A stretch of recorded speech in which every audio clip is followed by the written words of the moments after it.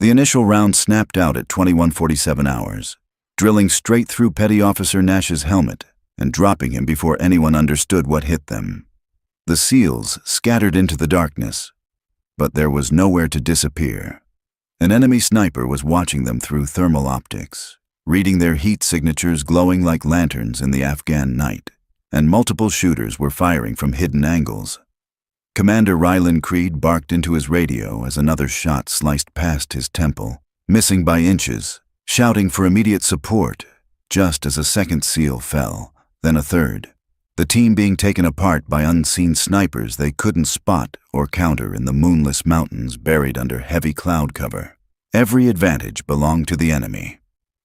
Skywatch, this is Alpha Team. We're pinned by multiple thermals, 3 down, requesting immediate support. The reply was bleak. Air support 40 minutes out. Ground help an hour away. Creed glanced at his 7 remaining operators pressed flat against the rocks, shrinking themselves into smaller targets when another round struck 6 inches from his face, stone fragments slicing his cheek. Negative, Skywatch. We've got maybe 10 minutes before they finish us. These snipers own the night. That was when a new voice cut calmly through the chaos, steady as someone ordering a drink. Alpha Team, this is Overwatch.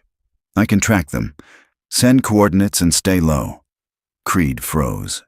He'd never heard the call sign. Who the hell is this? We need real support, not... I'm 300 meters northwest of your position, the voice replied. I've tracked their movement for the past hour. 10 snipers set up in a coordinated kill zone. They're using APAS 13 thermals. I can take them down, but I need you to trust me and stay down. Creed snapped back. You're one person. We need a platoon, air, anything. Another scream cut him off as a round shattered a SEAL's leg. 4 casualties in under 3 minutes. Chief, you're out of time. I'm moving. Keep IR strobes off and don't fire at muzzle flashes. You'll expose yourselves. I've got this. Creed had no choice. His team was dying. Copy. Overwatch. The night is yours. What Creed didn't know, what no one in that valley knew, was that Staff Sergeant Lyria Voss, call sign Nightshade, was the Army's deadliest night hunter, a 3-tour specialist in nocturnal counter-sniper warfare with 200 confirmed kills, most made in absolute darkness. She'd been attached to SEAL Ops as an observer because everyone insisted nighttime counter-sniper hunting was suicide. The enemy had thermals, night vision, pre-built hides. For 3 years she had proven everyone wrong. She moved through the Afghan dark like a phantom, her custom optics giving her advantages even enemy thermal scopes couldn't match, and the next 4 hours would show that some hunters are most lethal when the sun is long gone. But before we break down how she wiped out 10 enemy snipers in total darkness using tactics that would redefine night warfare, make sure to drop a comment with your location and hit subscribe. Because on Old Bill's Tales, this story proves the deadliest predator is the one who hunts unseen. Now let's move forward. Lyria Voss had already watched the SEAL team walk straight into the ambush for nearly 20 minutes. She'd tried to warn them through command channels, but layers of protocol and slow bureaucracy kept her intel from reaching them, leaving the team trapped in a kill zone that had been engineered over weeks. The valley floor was surrounded by ridgelines where 10 enemy snipers had set up overlapping firing lanes. She had tracked each of those shooters for 3 days, memorizing their habits, placements, and skill levels. They were good. Former military, disciplined, equipped well, and coordinated like professionals. In daylight, locating them was almost impossible. But Lyria didn't hunt in daylight. She waited for the sun to drop, knowing darkness inflated their confidence. With thermal scopes that read heat like neon glows, they believed nothing could touch them at night. What they didn't know was that Lyria had spent 6 months working alongside DARPA on prototype night vision tech that fused thermal imaging with enhanced light amplification. She could see everything they saw, and far more. Their scope's heat signatures, the faint thermal blooms from their bodies, even tiny temperature shifts in camouflaged hides gave them away. The first sniper was dug in 430 meters northeast, set up on a rocky shelf that gave him perfect elevation over the valley.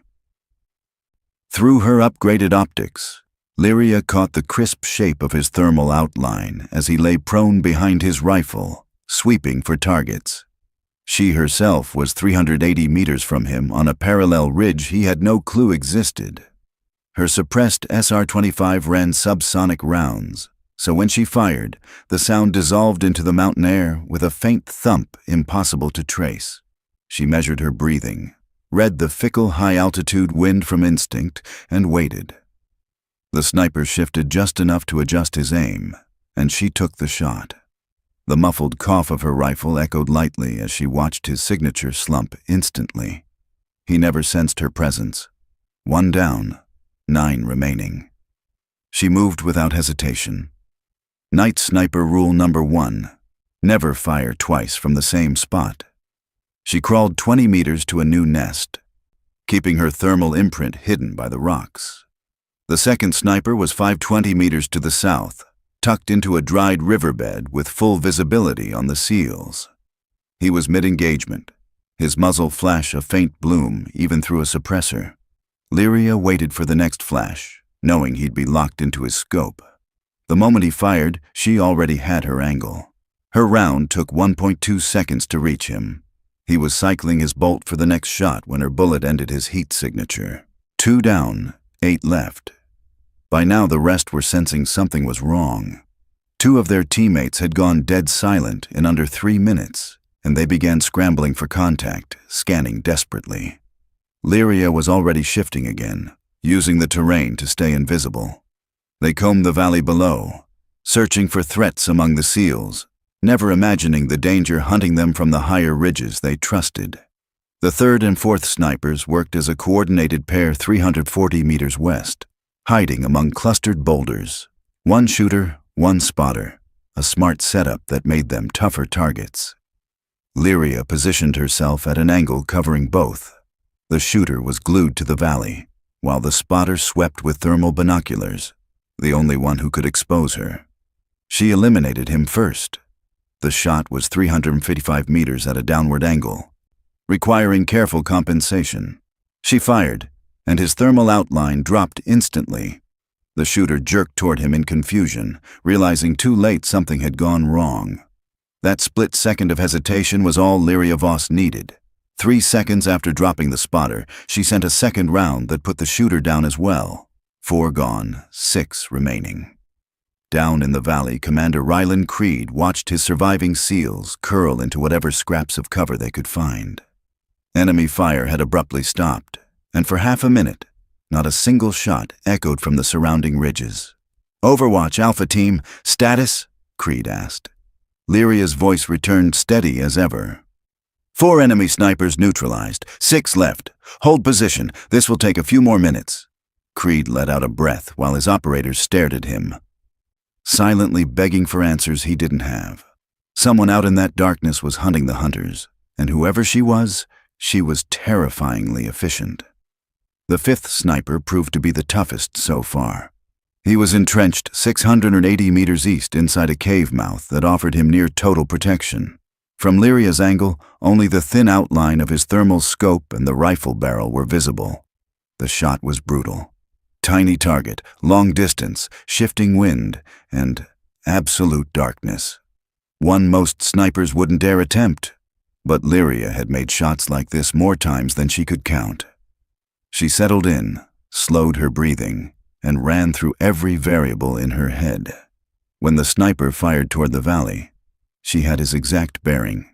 She aimed 6 inches behind the thermal bloom of his scope, knowing that marked where his head rested. The angle was sharp, the target nearly non-existent, but she took the shot. The subsonic round carved through the frigid mountain air and hit cleanly. The thermal bloom blinked out, then slumped sideways as his body dropped. 5 down, 5 remaining. Now the surviving snipers fully understood they were being hunted. Through her optics, Lyria could see them scanning wildly across the ridges, trying to pinpoint her. But she operated from angles they never imagined someone could reach. The 6th sniper sealed his fate when he keyed his radio. Its electromagnetic pulse lit up clearly on her detection gear. She followed the signal to a sniper concealed 290 meters north in thick brush. He thought the vegetation hid him, and visually it did. But his body's subtle temperature contrast against the rocks betrayed him. Lyria aimed dead center at that faint anomaly and fired. The brush twitched as his body collapsed. 6 down. The 7th and 8th snipers panicked and abandoned their hides, sprinting for new cover. Their movement lit them up like flares through her advanced optics, 2 glowing heat signatures against the cold terrain. She tracked the first one as he ran, led the shot by 2 meters for speed and bullet travel, and dropped him mid-stride. The second dove behind a large boulder 410 meters away, thinking he'd found safety, but he had no idea a sliver of his thermal outline was still visible along the rock's edge. Lyria calculated the tiny angle needed to thread a round through the gap and fired. His signature vanished. 8 down, 2 to go. The last pair shut everything off.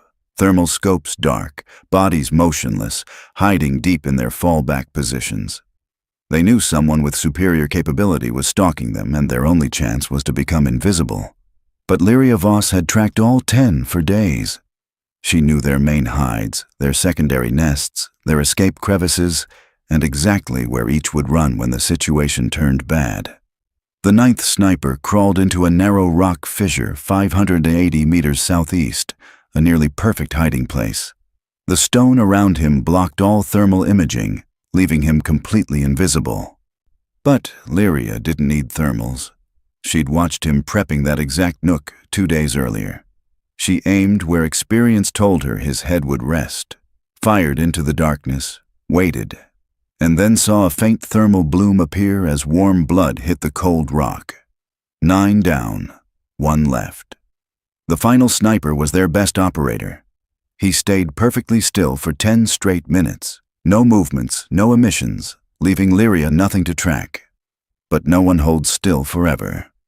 After nearly 12 minutes of perfect stillness, the last sniper finally shifted his weight, just a tiny adjustment to ease the cramp in his muscles. That subtle motion caused a faint burst of heat where his body pressed against the colder rock, a quick thermal bloom that flickered for less than 3 seconds. But that was all Lyria Voss needed. She swung her aim toward that brief anomaly, calculated exactly where a prone shooter would be positioned in that crevice, and fired. The 10th sniper never made another sound. Alpha Team, this is Overwatch. All 10 enemy snipers neutralized. You're clear to move. Commander Rylan Creed stared into the blackness, struggling to comprehend what had just unfolded. One operator, a single person, had eliminated 10 entrenched enemy snipers during 4 hours of night fighting. Snipers who had nearly wiped out his entire SEAL team. Overwatch Alpha Team, what's your position? We need to link up. Moving to you now, Chief. 3 minutes. Lyria descended from the ridges with practiced ease, her advanced optics outlining every contour of the terrain. She had been shifting between firing positions in that darkness for hours, taking shots most marksmen wouldn't even consider possible. When she reached the valley floor, the SEALs were still pressed tight into their defensive spots. Creed stood as she approached, and even in the dim light his expression was a mix of shock and disbelief. She looked like any ordinary soldier, 32 years old, average height, a lean frame built from years of hauling gear through mountains. But her equipment told a different story. Her night vision setup looked more advanced than anything his team had ever seen, and her rifle was customized for nighttime dominance, complete with tools for detecting thermal and electromagnetic activity. Staff Sergeant Lyria Voss, she said, extending her hand. Sorry I couldn't warn you earlier. Command channels were jammed. Creed shook her hand, still trying to process. You just took out 10 snipers in pitch darkness. How is that even real? Training, the right gear, and experience, she replied. I specialize in nocturnal counter-sniper work. People think thermal optics own the night. They don't. Darkness makes the enemy confident, and confidence makes them predictable. Petty Officer Cole Harker stepped forward, wide-eyed. Ma'am, I've been operating in these mountains 8 months. We've been hunting these snipers for weeks. How did you find them all in one night? I've tracked them for 3 days, Lyria answered. In daylight, you'll never pin them down. Too much terrain, too many hides. But at night, they have to use thermals, and those emit trace electromagnetic signatures. I can read that. Plus, their body heat leaves patterns good optics can see. Darkness is their weakness, not their strength. Nearby, the medic worked on the 4 wounded SEALs. 3 would pull through, though their injuries were serious. The 4th, Petty Officer Nash, hadn't survived. The shot had slipped through a weak point in his helmet. Lyria looked over the casualties, feeling that familiar sting of being seconds too late. If her warning had reached them sooner. But the situation couldn't be undone now. What she could do was make sure none of those snipers ever hurt anyone again. Chief, I need to confirm all kills and gather intel from each position. Can your team assist? Creed nodded. We'll split into teams, but I'm coming with you to the first one. I want to see this myself. They moved through the dark toward the nearest sniper hide, the one 430 meters northeast. When they arrived, Creed inspected the body through night vision. The sniper lay exactly where Lyria said he would, killed by a single clean shot to the head. His thermal scope still warm from use. You hit this from where? 380 meters, she replied, pointing to a ridge on the opposite side of the valley. He never knew I was there. Creed studied the setup. Excellent cover, solid angles, fallback routes. Clearly a trained professional, not some amateur. These guys were seasoned fighters, he muttered. Probably former special forces. They've been killing our people for months, and you took them all out in one night. They were skilled, Lyria admitted, but they made one fatal assumption. They believed darkness protected them. All it really did was reveal them in different ways. Heat traces, electromagnetic leaks from their optics. Even the rhythm of their movements. At night, all of it becomes clearer if you know how to read the shadows. And no matter how skilled someone is, eventually everyone slips. After nearly 12 minutes of perfect stillness, the final sniper shifted slightly to relieve the tension in his muscles. That tiny adjustment caused a quick flare of warmth where his body touched the colder stone. A flicker that lasted under 3 seconds. But those 3 seconds were all Lyria Voss needed. She locked onto the faint anomaly, mapped out exactly where a prone shooter would position himself in that crevice, and fired. He never made another sound. Alpha Team, this is Overwatch. All 10 snipers are down. You're clear to move. Commander Ryland Creed stared into the pitch-black mountains, trying to grasp what he'd just witnessed.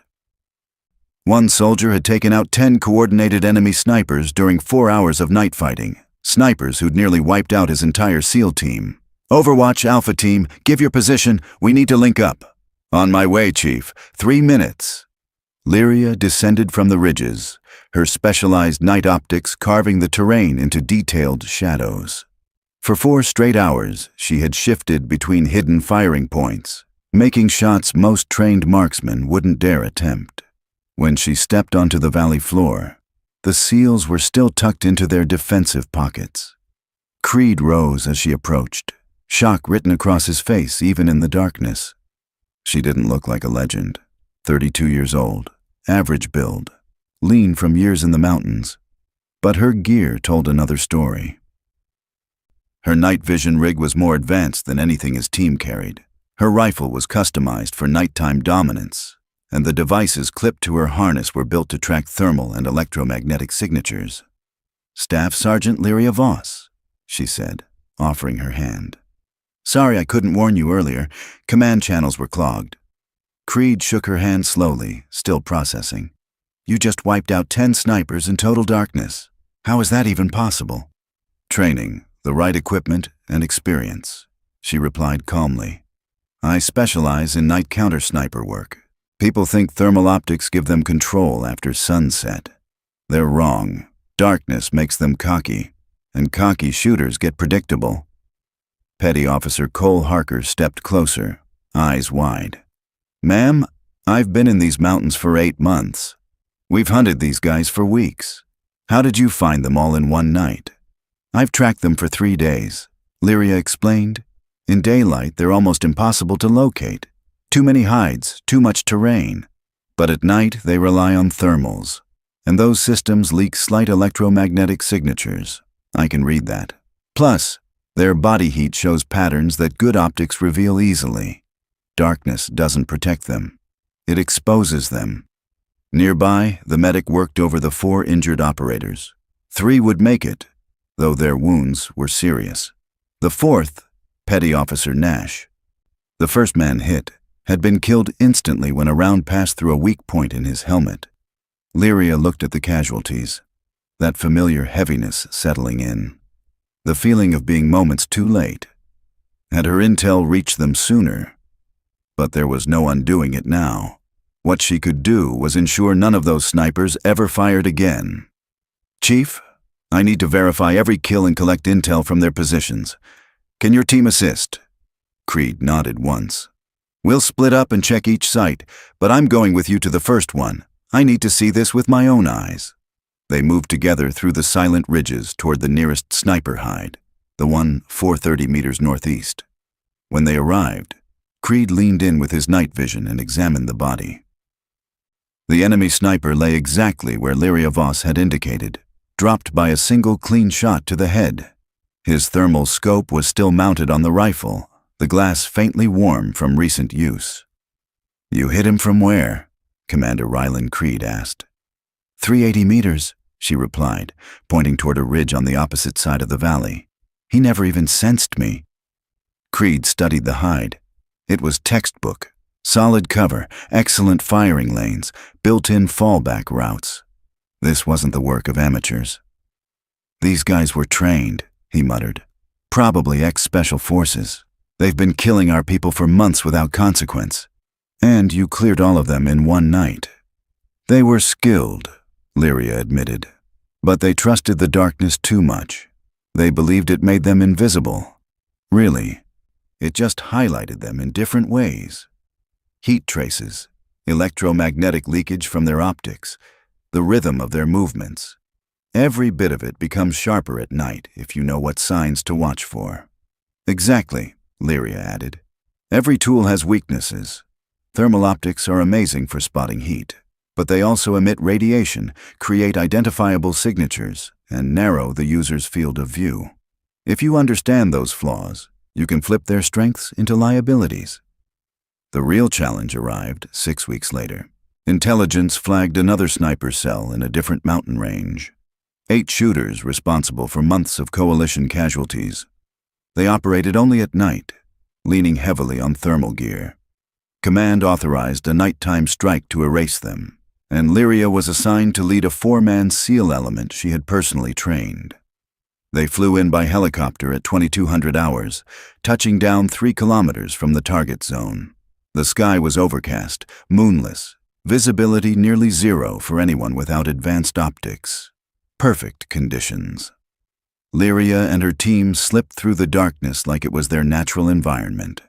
Each operator wore the cutting-edge optics she'd helped design, carried weapons tuned specifically for night engagements, and used electromagnetic detectors to trace enemy positions. Within 90 minutes, they had located all 8 snipers. The layout mirrored the valley where Lyria had completed her first 10 eliminations, ridges circling a choke point with overlapping kill zones. Professional placement. Alpha Team, all 8 marked, Lyria whispered over comms.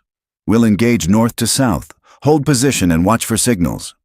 The first sniper sat 520 meters to the north.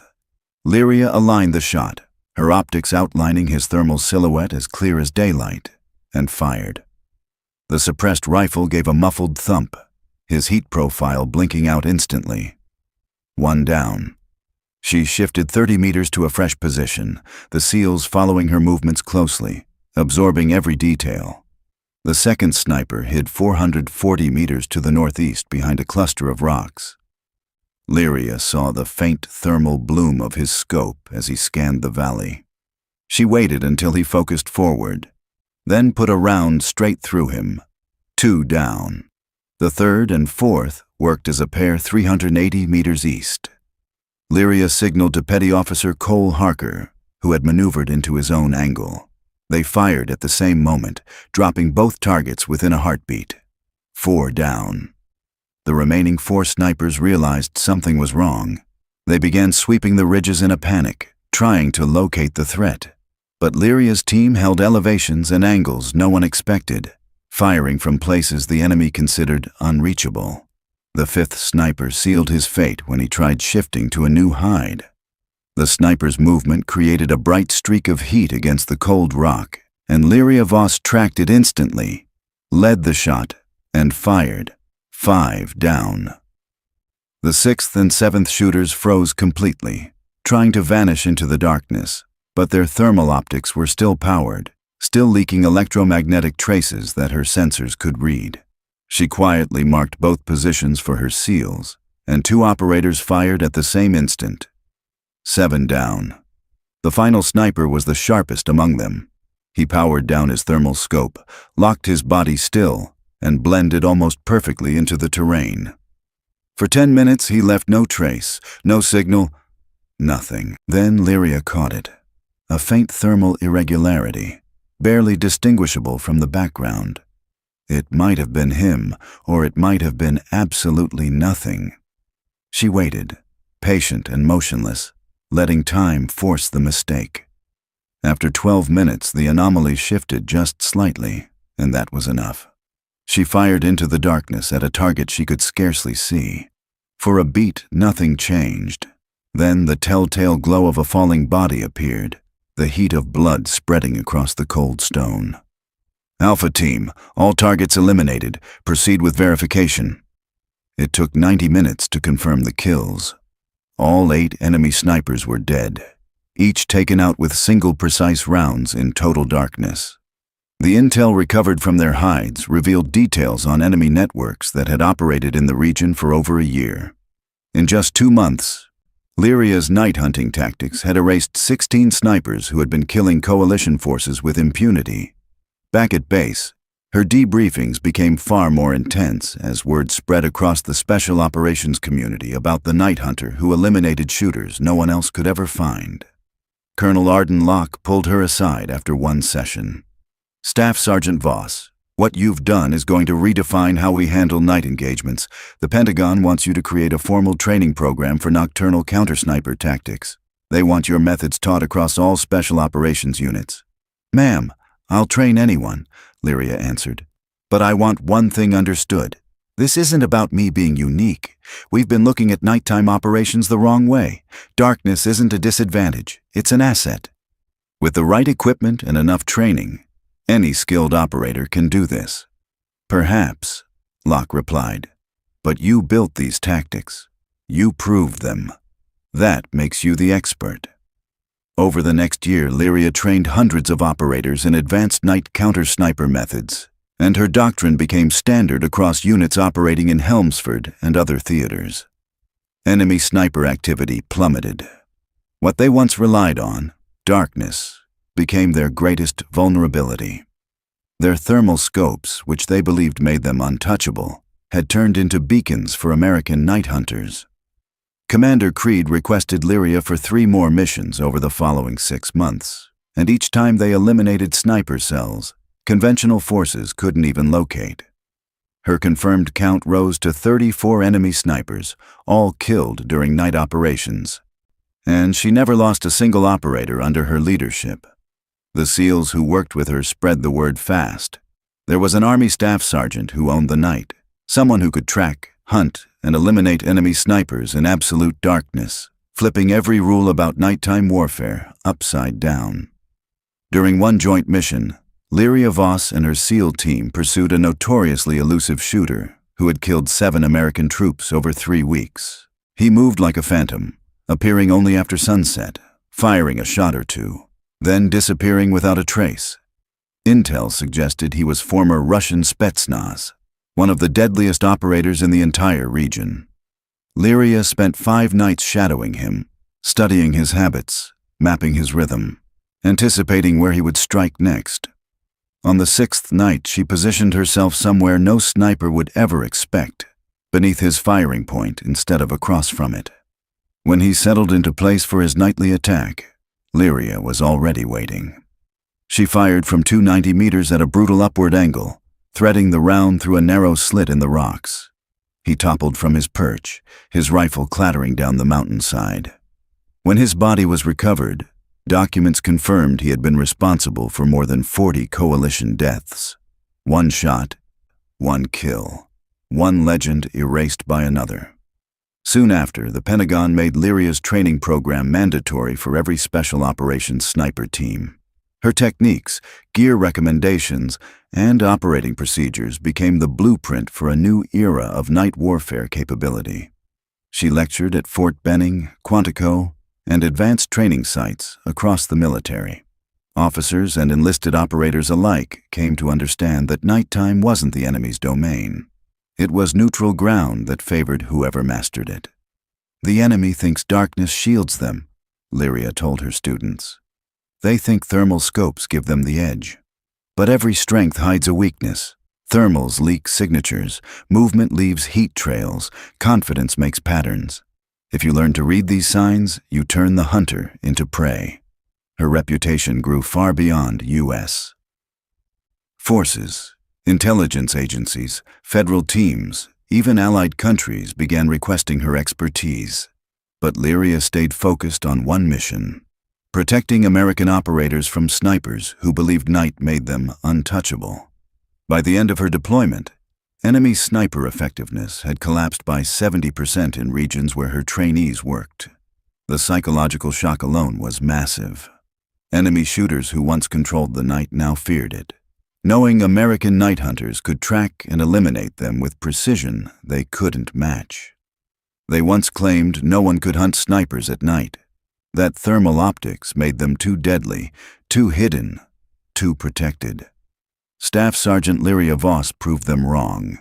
10 enemy snipers on her first mission, then 8 more, then dozens after that. Over the course of months, Lyria Voss turned the night from the enemy's greatest strength into their most dangerous weakness.